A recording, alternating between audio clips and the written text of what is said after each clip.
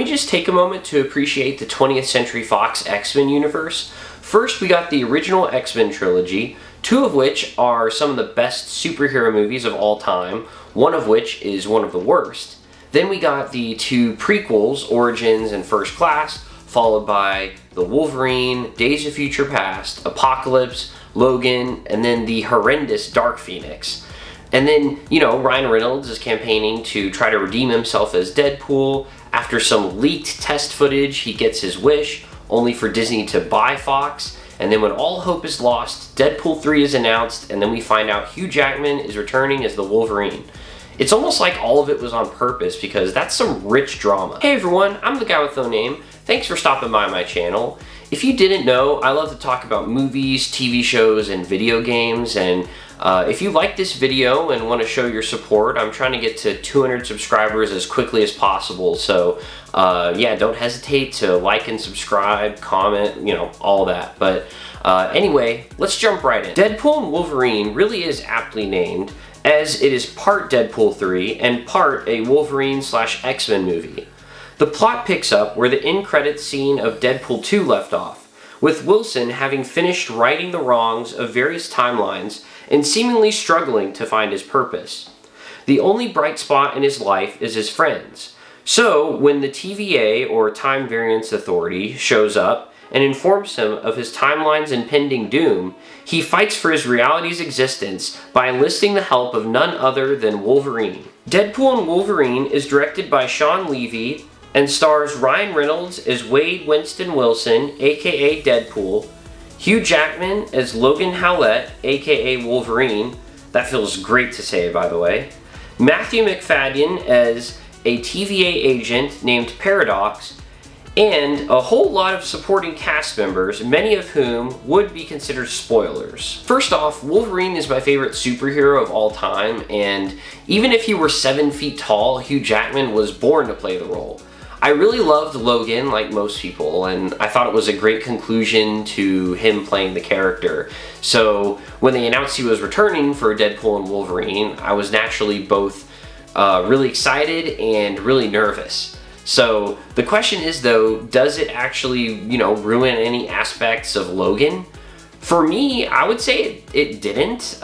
In true Deadpool fashion, there were some irreverent jokes made to the events of Logan, but I thought they were made in an irreverently reverent kind of way, if that makes sense. And honestly, I expect nothing less from Deadpool. Actually, as a Wolverine fan, I found a ton of enjoyment from noticing the different references and nods to just all the different Wolverine comics. Jackman and Reynolds are great co-leads for the film. Their characters are perfect foils for each other, and I liked how, even though it took a ton of fighting and spilling who knows how many gallons of blood, they were able to kind of bring some good out of the other and balance each other out.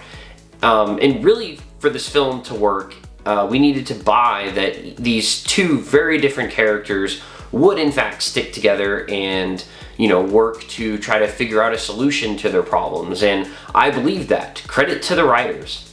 And speaking of writing, there are tons of jokes in the film, and not all of them landed, but most of them did, which was very impressive. Now, the story to me was probably the weakest part of the film, and don't get me wrong, it wasn't anywhere near bad, and in fact, I found it to be overall well executed, but there were some pacing issues. For instance, somewhere in the midway point, I found myself thinking, where are we going and when are we going to get there? And then also, no spoilers, but as most of these movies have, they have usually a big fight at the end, and I found it to be, sure, entertaining, but kind of anticlimactic. I kind of wanted a little bit more for, one of the last big end fights.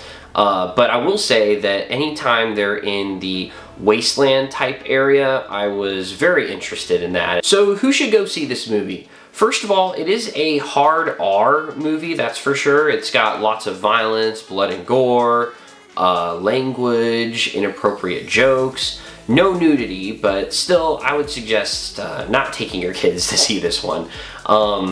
Also, I don't think you'll need to have seen every single MCU movie and show, every X-Men, every Deadpool, but at least having a general understanding and familiarity with that is a plus. I think that'll just enhance your enjoyment.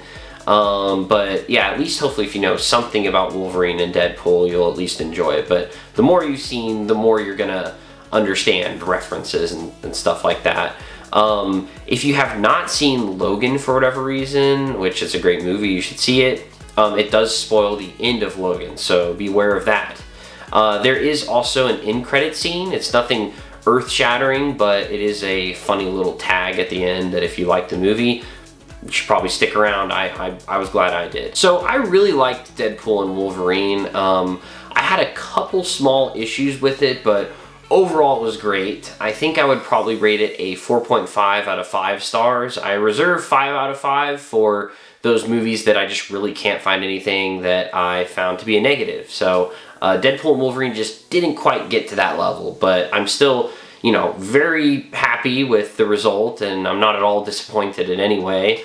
Thank you for watching. I appreciate you guys sticking around, and if you like this content, want to check out my other stuff, I have talked about a lot of other superhero properties. I'll definitely be talking about more. I might even make a spoiler-filled discussion for this video, because there are a lot of things that I had to not mention and tiptoe around that might be fun to talk about. So we'll see if I'm able to do that. But I appreciate you guys. This is Guy with No Name, signing off.